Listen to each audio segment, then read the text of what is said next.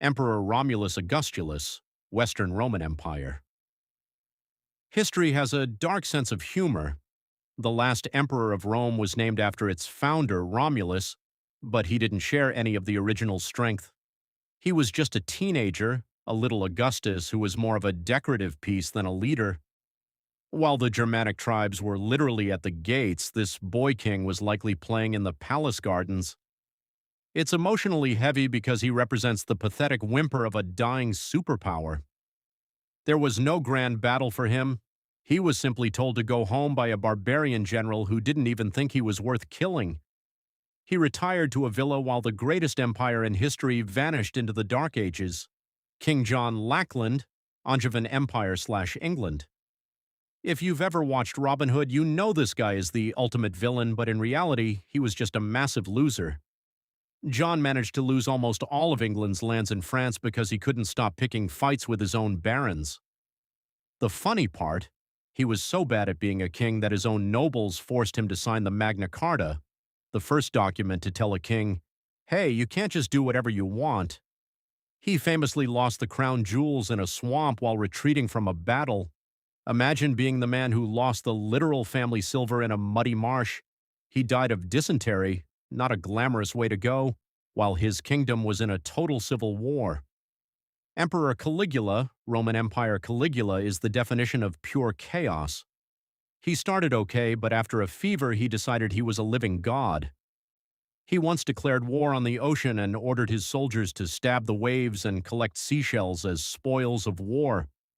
That's a funny mental image until you realize he was executing people for looking at him from a distance. The emotional factor here is the pure terror the Roman Senate felt every day. He even tried to make his favorite horse, Incitatus, a high-ranking consul, senator.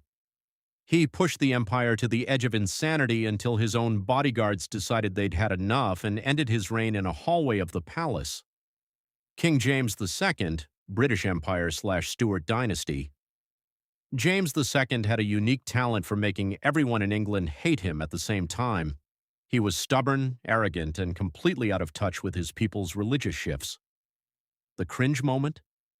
When his son-in-law William of Orange invaded England, James didn't even fight. He had a massive nosebleed, panicked, and threw the Great Seal of England into the River Thames as he tried to run away to France. He thought if he threw away the official stamp, nobody could rule without him. He was wrong.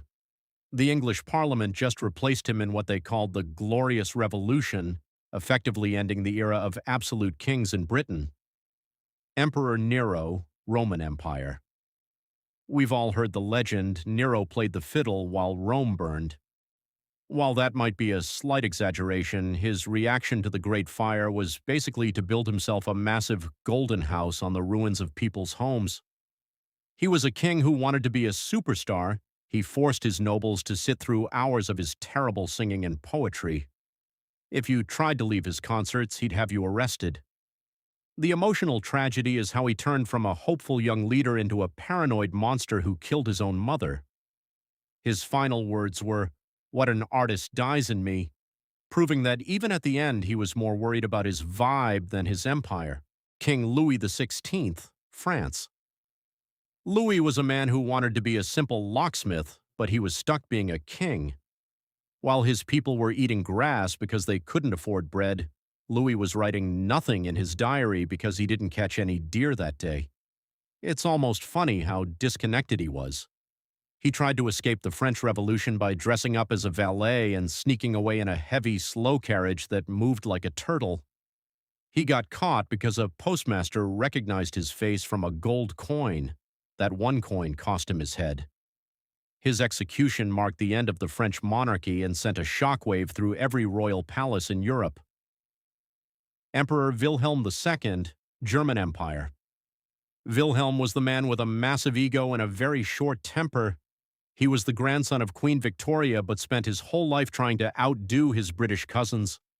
He built a massive navy just to show off, which eventually triggered the alliance system that led to World War I. He was famous for his bad takes and foot-and-mouth moments in international newspapers.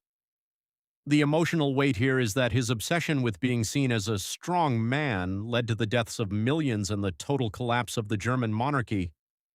He ended his life chopping wood in exile in the Netherlands, watching from afar as his empire was torn apart.